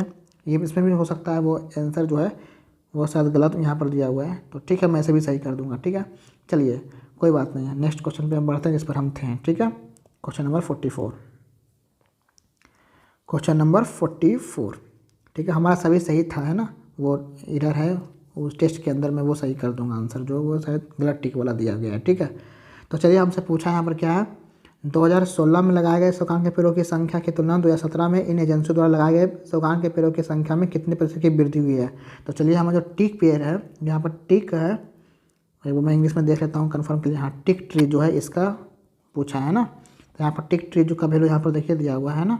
2016 से 2017 में कितना इंक्रीज है, 2016 में है 25,000, 2017 में है 35,000, कितना का इंक्रीजमेंट हुआ है यहाँ पर 10,000, है ना। 10,000 का इंक्रीमेंट हुआ है किससे, 25,000 से, ठीक है। इसे बेस मानेंगे ना, 25,000 से 35,000 हुआ है, मीन्स 10,000 का इंक्रीमेंट हुआ है किससे, 25,000 से, है ना। 10,000 बढ़ा है 25,000 से इंटू 100 करेंगे, है ना, इंटू 100 करेंगे। 1000 से 1000 गया और यहाँ से फिर हमारा बचेगा 25 का 100, तो 40% जो है वो यहाँ पर करेक्ट आंसर होगा। 40% वृद्धि हुआ है ना, 40% ऑप्शन सी जो है वो करेक्ट आंसर हो जाएगा। ठीक है, चलिए तो सिंपल सा ही था। नेक्स्ट क्वेश्चन आगे बढ़ते हैं। नेक्स्ट क्वेश्चन है, शांत जल में एक नाव की गति 12 किलोमीटर पर घंटा है, या धारा के अनुकूल 18 किलोमीटर जाती है और कुल 88/7 घंटों में वापस आती है, तो धारा की गति ज्ञात कीजिए। तो यहाँ पर जो बोट का स्पीड है वो यहाँ पर दिया हुआ है 12 किलोमीटर पर आवर। ठीक है, बोट का स्पीड आपको मिल गया। और यहाँ पर जो टाइम है, टोटल टाइम वो लिया है 18/7 आवर, है ना। इतना टाइम लिया है वो जाने और वापस आने दोनों का यहाँ पर टाइम दिया है मिलाकर। ठीक है, और यहाँ पर और भी कुछ है, तो धारा की गति पूछा है, मीन्स वाटर का जो गति वो पूछा है ना। तो सिंपल है, यहाँ पर क्या हो जाएगा, टोटल डिस्टेंस कितना हो जाएगा, 18 किलोमीटर वो ट्रैवल करता है। तो सबसे पहले अगर धारा के अनुकूल जाएगा तो 12 किलोमीटर बोट का स्पीड है, प्लस यहाँ पर वाटर का भी स्पीड ऐड हो जाएगा क्योंकि धारा के अनुकूल जा रहा है, प्लस 18 किलोमीटर जब वापस आएगा तो 12 का स्पीड तो उसका बोट का तो था ही, लेकिन यहाँ पर क्या होगा, धारा का दिशा जो है वो माइनस हो जाएगा। जो पानी का जो यहाँ पर स्पीड होगा वो क्या होगा, माइनस हो जाएगा, क्योंकि वो पानी के क्या हो जाएगा, प्रतिकूल हो जाएगा, है ना। तो यहाँ पर माइनस हो जाएगा। Is equal to total time यहाँ पर दिया हुआ है कितना, 48/7। बस इसे सॉल्व करना और आंसर आएगा। डब्ल्यू का यहाँ पर वैल्यू देखिए, मैं एक बार एक्सप्लेन करता हूँ। यहाँ पर क्या हो जाएगा, जो डिस्टेंस होता है वो यहाँ पर लेते हैं, डिस्टेंस लेते हैं, प्लस यहाँ पर बोट का स्पीड प्लस वाटर का स्पीड, प्लस यहाँ पर भी डिस्टेंस लेंगे प्लस बोट का स्पीड वाटर का स्पीड, यहाँ पर माइनस हो जाएगा क्योंकि यहाँ पर धारा के अनुकूल है, धारा के दिशा में ही जाएगा। तो धारा के स्पीड में क्या हो जाएगा, धारा की दिशा में स्पीड क्या होगा, बढ़ जाएगा, और धारा के विपरीत अगर आएगा तो वो स्पीड घट जाएगा। इक्वल तो यहाँ पर टाइम होता है, टोटल टाइम हो जाएगा। ठीक है, बस ये हमने यहाँ पर रखा है, यहाँ पर 18 दे दिया है, यहाँ पर साफ बोला है क्वेश्चन में 18 किलोमीटर ट्रैवल करता है, टोटल टाइम इतना 48/7 लगता है। ठीक है, चलिए अब यहाँ से हमसे पूछा है क्या चीज़, धारा की गति। ठीक है, तो यहाँ से हम वाटर का यहाँ पर निकाल सकते हैं वैल्यू। तो सबसे पहले कैसे करेंगे इसे बाय ऑप्शन ज़्यादा सही रहेगा, है ना। तो चलिए सबसे पहले बाय ऑप्शन में यहाँ पर वैल्यू रखेंगे वाटर का, और वहाँ से निकलेगा। तो जो भी हमारा वैल्यू यहाँ पर वाटर पर रखने पर क्या आएगा, नीचे जो है वो 7 का यहाँ पर मल्टीपल आना चाहिए। ठीक है, तो सबसे पहला जो हमारा ऑप्शन है वो 9 ही है, तो चलिए रखते हैं 9 को। 18, 12 और 9 क्या हो जाएगा हमारे साथ, 21 हो जाएगा। 7 का मल्टीपल आ रहा है तो हमारे साथ यही आंसर हो जाएगा ना। तो यहाँ पर 12 में से 9 जाएगा, 3 बचेगा। ठीक है, इज इक्वल टू हमें 48/7 दिया गया। जहाँ से देख सकते हैं क्या सेटिस्फाई कर रहा है ये, तो यहाँ से देख सकते हैं 3 चौक 18 और यहाँ से 3 7 21, 3 चौक 18 तो 6/7 प्लस 6 चौक 7 42, 6 + 42/7 48/7 जो है वो करे, हाँ ये आ गया। ठीक है, तो यहाँ से जो है वो 9 जो है वो यहाँ पर वैल्यू पुट करने पर यहाँ पर आ रहा है 48/7, तो ऑप्शन ए जो है वो करेक्ट आंसर हो जाएगा। ठीक है, तो यहाँ से पुट कर सकते थे आप। चलिए यहाँ पर डायरेक्ट आ गया एक ही बार में, लेकिन मैं वो पूरा बता देता हूँ। अगर यहाँ पर 18 बटा, हम चलिए ऑप्शन बी रखते हैं, 8 रखते हैं, देखते क्या होगा। 12 + 8 + 18, 12 - 8 रखेंगे, है ना। तो 18/20 हो जाएगा, प्लस 18 क्या हो जाएगा, 12 में से 8 जाएगा तो 4 हो जाएगा। तो यहाँ पर देख सकते हैं नीचे 7 का मल्टीपल आया नहीं, क्योंकि यहाँ पर तो 7 आना है ना। यहाँ पर देखिए नीचे में 7 है, 7 का मल्टीपल है ना, तो ये ऑप्शन होगा नहीं। उसी तरह से यहाँ पर 6 को रखेंगे, तो 12 × 6 = 18, और 12 में से 6 गया तो 6 और यहाँ पर 18, फिर 7 का मल्टीपल नहीं आ रहा तो ये भी नहीं होगा। 7 रखेंगे तो यहाँ पर 12 × 7 क्या हो जाएगा, 19 हो जाएगा। और यहाँ से 12 में से 7 गया तो 5 हो जाएगा, तो फिर यहाँ पर 7 का मल्टीपल नहीं तो ये नहीं होगा। तो यहाँ पर 9 पर रखने पर 12 × 9 = 21 हो रहा था, यहाँ पर 21 जो है 7 का मल्टीपल आ रहा है, नीचे जो है वो 7 बनेगा, और इसमें आया भी है और ये वैल्यू आ भी गया रखने पर यहाँ पर 9। ठीक है, तो वाटर का जो वैल्यू है वो धारा की जो गति होगा वो 9 किलोमीटर/आवर होगा। तो 9 जो है वो करेक्ट आंसर हो गया इसका, है ना। चलिए बढ़ते हैं नेक्स्ट क्वेश्चन पे। नेक्स्ट क्वेश्चन है, पहले मैं इसे रेज कर लेता हूँ। नेक्स्ट क्वेश्चन है, 15 एथलीटों और 3 परिशिक्षकों का औसत वजन 60 किलोग्राम है। जब औसत वजन 63 किलोग्राम के 4 और एथलीटों को समूह में शामिल किया जाता है तो समूह का औसत वजन किलो में निकटतम पूर्णांक तक क्या है। ठीक है, तो सबसे पहले देखिए 15 एथलीट है, उसका जो औसत वजन है वो 60 किलोग्राम है। 60 किलोग्राम है 15 एथलीटों का, और 3 प्रशिक्षकों को मिलाकर जो है वजन वो 60 किलोग्राम है। जब औसत वजन 63 किलोग्राम के 4 और एथलीटों को क्या करता है, शामिल कर लेता है। तो यहाँ पर अगर वो 60 ही वजन लेकर आता तो फिर एवरेज में कोई भी फर्क नहीं पड़ता, औसत में कोई भी प्रॉब्लम नहीं होता। लेकिन वो आया 63 लेकर, मीन्स 63 केजी लेकर, तो यहाँ पर क्या किया, 3 बढ़ा कर लाया, आया कितना टोटल 4, मीन्स 4 × 12, मीन्स 12 केजी जो है वो बढ़ा कर लाया, है ना। 12 केजी क्या लाया, वो बढ़ा कर लाया। अब यहाँ पर जो बढ़ा के आया और उस समूह में क्या होता है, शामिल हो जाता है। तो टोटल कितना हो जाता है, हमारे 15 एथलीट पहले से था, 3 प्रशिक्षक था, मीन्स 15 3 कितना गया, 18 पहले से था, 18 प्लस और कितना आया, 4 लोग आगे में, 18 + 4 कितना का 22 लोग हो गया टोटल। अभी 22 लोगों में ये जो एक्स्ट्रा लाया है कितना 12 kg, जो तीन तीन का वैल्यू, तीन का जो हमेशा एक्स्ट्रा लाया, जो 4 आदमी आया, 4 एथलीट और आया और 3 का वैल्यू एक्स्ट्रा लाया, मीन्स 12 kg जो एक्स्ट्रा लाया वो 22 लोगों में बटेगा, मीन्स क्या हो जाएगा 12/22 हो जाएगा। तो कितना से बढ़ेगा, यहाँ हो जाएगा 0 पॉइंट कितना हो जाएगा, 5 टाइम्स में कट जाएगा 110, 0.54 वो यहाँ पर क्या हो जाएगा, यहाँ पर औसत वजन क्या हो जाएगा, वो यहाँ पर बढ़ जाएगा, है ना, क्योंकि वो 12 kg एक्स्ट्रा लाया जो 22 लोगों में बटेगा। क्योंकि पहले 18 लोग था, 15 3 18 लोग था और यहाँ पर 4 और ऐड हुआ था, टोटल 22 लोग हो गया। 22 लोग आया और कितना ज़्यादा लेकर आया, 12 kg ज़्यादा लेकर आया है ना, तो 22 लोगों में बढ़ जाएगा। ठीक है, तो यहाँ पर 0.54 है, 12/22 करेंगे 0.54 जो है वो बढ़ जाएगा। तो यहाँ पर पूछा क्या है, तो ऑप्शन देखते कौन सा सही होगा।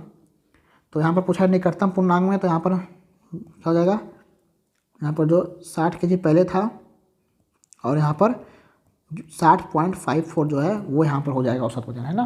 तो 0.54 जो है वो बढ़ जाएगा, मीन्स पहले का 60 था तब क्या हो जाएगा 60.54 हो जाएगा। ठीक है, तो यहाँ पर निकटतम में देखें तो 61 जो है वो करेक्ट आंसर होगा। चलिए ऑप्शन देखते कौन सा होगा, ऑप्शन डी जो है वो करेक्ट आंसर होगा। ठीक है, तो आई होप कि ये आपको समझ में आ गया होगा, है ना। तो सिंपल इसमें करना कुछ नहीं था, मैं एक बार फिर से एक्सप्लेन करता हूँ शॉर्ट तरीका में, कि जैसे 15 एथलीट पहले था, 3 में से तो 18 लोग था पहले, अब बाद में 4 लोग, पहले 18 लोग था और 60 था इसका औसत, अब बाद में 4 लोग और सभी लोग अभी टोटल जो लोग हो गया वो 22 हो गया। और यहाँ पर जो वो 60 लेकर था तो कोई दिक्कत नहीं था एवरेज में, लेकिन वो 63 लेकर आया, मीन्स 12 एक्स्ट्रा लेकर आया। तो 12 जब एक्स्ट्रा लेकर आया तो वो बटेगा 22 लोगों में, मीन्स 12/22 करेंगे तो क्या होगा 0.54, तब एवरेज क्या होगा 0.54 से बढ़ जाएगा, पहले 60 था तब क्या हो जाएगा 60.54 हो जाएगा, है ना, 60.54 हो जाएगा। तो कितना बढ़ गया, 0.54 से क्या हो गया बढ़ गया। तो यहाँ से 61 जो है वो करेक्ट आंसर हो जाएगा। अब जो एवरेज है वो निकटतम में देखें तो 61 हो जाएगा। ठीक है, तो 61 जो है वो करेक्ट आंसर हो जाएगा, क्योंकि वो 60.5 से ज़्यादा ही है, तो 61 मानना जाएगा इसको। ठीक है, चलिए नेक्स्ट क्वेश्चन पे आते हैं, और नेक्स्ट क्वेश्चन क्या है वो देखते हैं। 15% छूट देने के बाद एक डीलर एक मशीन 1,22,700 में बेचना चाहता है, मशीन को किस कीमत पर अंकित किया जाना चाहिए, 2 दशमलव तक विचार करें। ठीक है, आपसे बोला है 15% के छूट देने के बाद जो डीलर है वो 1,22,700 रुपये में बेचना चाहता है, मीन्स 1,22,700 जो है वो 85% का वैल्यू, मीन्स 15% का छूट देने पर वो इतना रुपये में बेचना चाहता है। ठीक है, 85% का वैल्यू, तो अंकित मूल्य क्या रखा था 100% जो अंकित मूल्य होगा, ताकि वो 15% का छूट का मतलब 85% में बेचेगा तो 1,22,700 में बेचेगा। ठीक है, तो यहाँ से 100% का वैल्यू निकालेंगे और हमारा आंसर आ जाएगा, है ना। तो बस अब चलिए इसे कैंसिल आउट करते हैं। तो सबसे पहले एक किससे कटेगा, 5 से कटेगा, है ना, तो 17 × 85, है ना। तो यहाँ से 5 दूना 10 और यहाँ पर फिर 5 चौक 20, 5 × 25, फिर यहाँ पर 2 5 चौक 20, यहाँ पर 1 0 फिर 00, 1 0 × 100 है। ठीक है, तो अब यहाँ से फिर 17 से कैंसिल आउट करें इसे, अब भागा देता है सीधा, है ना। तो यहाँ से 17 से हम सीधा भागा देते हैं 24540 को, यहाँ पर 00 हो जाएगा क्योंकि जो 100 है इसी कारण। ठीक है, चलिए तो 17 दूना 34, एक बार में पहले जाएगा 17 बार में, तो यहाँ बचेगा 4 3 7, 75 17 जाएगा 17 चौका 68, 17 चौका 68 यहाँ पर होगा। चलिए ऑप्शन को देखते हुए चलेंगे, पूरा नहीं निकालेंगे ना। 1 4 ऑप्शन सी और डी में आ रहा है। ठीक है, एक स्टेप और आगे बढ़ेंगे तो हमारा आंसर आ जाएगा, है ना। तो यहाँ से बचेगा कितना 5 2 7 और यहाँ पर बचा 4, तो फिर 17 चौका 68 फिर 4 आएगा, है ना। तो ऑप्शन डी जो है वो करेक्ट आंसर हो जाएगा। 144 जो है फर्स्ट 3 डिजिट से पता चल रहा है 144, ऑप्शन डी जो है वो करेक्ट आंसर हो जाएगा, ऑप्शन डी। ठीक है, तो पूरा हम कैलकुलेट नहीं करेंगे आगे तक, यहाँ से पता चल गया। ठीक है, तो ऑप्शन डी जो है वो करेक्ट आंसर हो जाएगा। चलिए बढ़ते हैं नेक्स्ट क्वेश्चन पे, और फिर हमारे सामने नेक्स्ट क्वेश्चन है, इफ़ यदि 8r divide by r square minus 8r plus 1 is equal to 1/14 है, तो पूछा क्या है r प्लस 1/r का वैल्यू हमसे पूछा है ना, इसका वैल्यू निकालना है। ठीक है, तो चलिए से सिंपली क्या करते हैं, मल्टीप्लाई करते हैं, क्रॉस मल्टीप्लाई कर देते हैं ना। तो क्या हो जाएगा यहाँ से 14 × 8r इज इक्वल टू क्या हो जाएगा r square minus 8r plus 1। तो यहाँ से क्या हो जाएगा 18 गुना 8 करेंगे तो 112, 112 r is equal to r square minus 8r plus 1 हो जाएगा। इधर आएगा तो क्या हो जाएगा माइनस में हो जाएगा, तो r square minus 120 r plus 1 हो जाएगा, है ना, इज इक्वल टू 0। ठीक है, सॉरी हाँ, अब यहाँ पर क्या होगा, तो पूछा हमसे कि आर प्लस 1/r, अब यहाँ पर आर स्क्वायर है तो क्यों ना हम आर से डिवाइड कर दें। जहाँ से अगर हम सभी में क्या करते हैं आर से डिवाइड कर रहे हैं, ठीक है। तो क्या हो जाएगा यहाँ से आर माइनस 120 बचेगा, आर से आर तो कैंसिल हो गया, यहाँ पर प्लस 1/r इक्वल टू 0। तो are plus 1/r equal to क्या हो जाएगा 120 हो जाएगा, 120 हो जाएगा, ठीक है। तो 120 जो है वो करेक्ट आंसर हो जाएगा, ऑप्शन बी जो है वो करेक्ट आंसर हो जाएगा, है ना। चलिए तो ये भी हमारा सॉल्व हो गया, सिंपल सा था, ये भी बस सॉल्व करना था और आपके सामने आंसर आ रहा था, है ना। चलिए बढ़ते हैं नेक्स्ट क्वेश्चन पे। नेक्स्ट क्वेश्चन है, यदि मोना और सोना मिलकर एक टाइपिंग कार्य को 18 दिनों में समाप्त कर सकते हैं और सोना अकेले उसे 24 दिनों में समाप्त करती है, तो ज्ञात कीजिए कि मोना अकेले कितने दिनों में कार्य को पूरा कर सकती है। ये भी इजी सा है, एक है मोना एक है सोना, दोनों मिलकर तो मोना और सोना मिलकर जो है टाइपिंग का काम जो है वो 18 दिनों में कर सकती है और सोना जो है अकेले जो है वो 24 दिन में कार्य को समाप्त कर सकती है। तो दोनों का एलसीएम जो होगा वो टोटल वर्क होगा, पूरा काम होगा तो 72 यहाँ पर लेंगे एलसीएम, और यहाँ पर 18 चौक 72 और यहाँ पर 24 72। तो सोना का जो आया एफिशिएंसी वो 3 आया, तो 3 अगर सोना का है टोटल 4 है तो मोना का 1 होगा। आप पूछा तो मोना कितना दिनों में काम कर सकती है, तो 72 काम है, मोना 1 के एफिशिएंसी से करते हैं, 1 का क्षमता से करते हैं, तो 72 दिन इसको लगेगा। तो 72 जो है वो करेक्ट आंसर हो जाएगा, ऑप्शन बी जो है वो करेक्ट आंसर हो जाएगा। अगर हमसे पूछता सोना का पूछा तो क्या 72 काम है, 3 से डिवाइड होता, ठीक है, तो 24 दिन लगता उसे, है ना। हम तो क्वेश्चन में दिया हुआ ही था, ठीक है, मैं ऐसे ही बता रहा था एक्स्ट्रा, ठीक है। तो यहाँ पर क्या हो जाएगा 72 दिन लगेगा, ठीक है। यहाँ से देखिए एफिशिएंसी ये क्षमता होता है, ये दिन होता है, टोटल काम होता है, टोटल काम 72 है। 18 दिनों में करती है तो पर डे कितना करती है, 4 काम पर डे करती है दोनों मिलकर, और ये जो है 24 दिन में पूरा काम करती है। तो 72 काम करने में तो 3 काम पर डे करती होगी, तो 24 दिन लगता है, 24 से 72 हो रहा है, ठीक है। तो यहाँ से सोना का अगर 3 एफिशिएंसी है तो यहाँ पर दोनों मिलाकर 4 है, तो मोना कितना होगा 1 होगा। तो 72 काम को 1 से एफिशिएंसी करेगा, इस 1 काम पर डे करेगा, 72 काम 72 दिन लगेगा, ठीक है। चलिए बढ़ते हैं नेक्स्ट क्वेश्चन पे। लास्ट हमारा क्वेश्चन है, टोटल 25 क्वेश्चन हमने सॉल्व कर लिया है ना। तो चलिए लास्ट क्वेश्चन है, इसे भी सॉल्व कर लेते हैं, तो हमारा 25 क्वेश्चन पूरा हो जाएगा। चलिए वैसे पहले इरेज कर लेता हूँ फिर आता हूँ, ठीक है।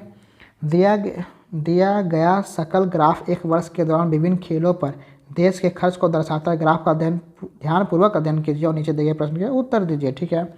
देश ने इतनी ही राशि खर्च की, ठीक है, क्या दिया हुआ है, आई थिंक यहाँ पर टाइपिंग मिस्टेक है, क्वेश्चन यहाँ पर इंग्लिश में देख लेते हैं। The country spend the same amount of money on, अच्छा बोला कि कौन सा ऐसा देश है जो सेम अमाउंट खर्चा किया है ना, same amount, the country spend the same amount of money on, same amount खर्चा किया है, ठीक है। चलिए देखते हैं, तो अगर सेम अमाउंट यहाँ पर हम देखें तो यहाँ पर 10% हॉकी में किया है, 10% गोल्फ, दोनों में सेम अमाउंट खर्चा किया, 10% इसमें भी किया है गोल्फ में और 10% हॉकी में। तो हॉकी और गोल्फ जो है वो करेक्ट आंसर होगा। तो ऑप्शन हॉकी और गोल्फ कहाँ पे है, हॉकी और गोल्फ, ऑप्शन सी जो है वो करेक्ट आंसर हो जाएगा। ऑप्शन सी जो है हॉकी और गोल्फ में जो है वो जो खर्च है वो बराबर है ना, सेम अमाउंट है, बोला है क्वेश्चन में spend the same amount of money on. तो हॉकी और गोल्फ में जो है सेम अमाउंट खर्चा किया है, दोनों में 10% खर्चा किया है ना, दोनों में सेम अमाउंट खर्चा हुआ डायरेक्ट दिख रहा है यहाँ पर। तो ये भी इजी सा था, हॉकी एंड गोल्फ जो है वो करेक्ट आंसर हो जाएगा, बस ग्राफ आपको देखना था, है ना। तो ये हमारा 25 क्वेश्चन पूरा कंप्लीट होता है यहाँ पर, और हमने आपको पूरा यहाँ पर कंप्लीट करा दिया, पूरा एक्सप्लेनेशन के साथ करा दिया, जितना हो सके उतना एक्सप्लेन मैंने करने की कोशिश की। लेकिन मैं चाहूँ तो ज़्यादा भी एक्सप्लेन कर सकता हूँ, बट उतना ज़रूरत है नहीं, ज़्यादा करूँगा तो वीडियो भी बहुत ज़्यादा लंबा हो जाएगा, तो उतना मैं करना भी नहीं चाहता हूँ, ठीक है। तो आई होप कि आपको यह वीडियो जो है वो पसंद आया होगा, और अगर आपको वीडियो पसंद आता है तो वीडियो को लाइक कीजिए, शेयर कीजिए, वीडियो बनाने में बहुत ज़्यादा मेहनत लगता है, और चैनल को सब्सक्राइब जरूर कीजिएगा, बेल आइकन को दबाइएगा। अभी मैं बहुत सारे वीडियो लेकर आने वाला हूँ, तो उसके लिए चैनल को अवश्य सब्सक्राइब करके बेल आइकन को दबा के रखिएगा, ठीक है। तो thank you so much for complete watch video, thank you so much.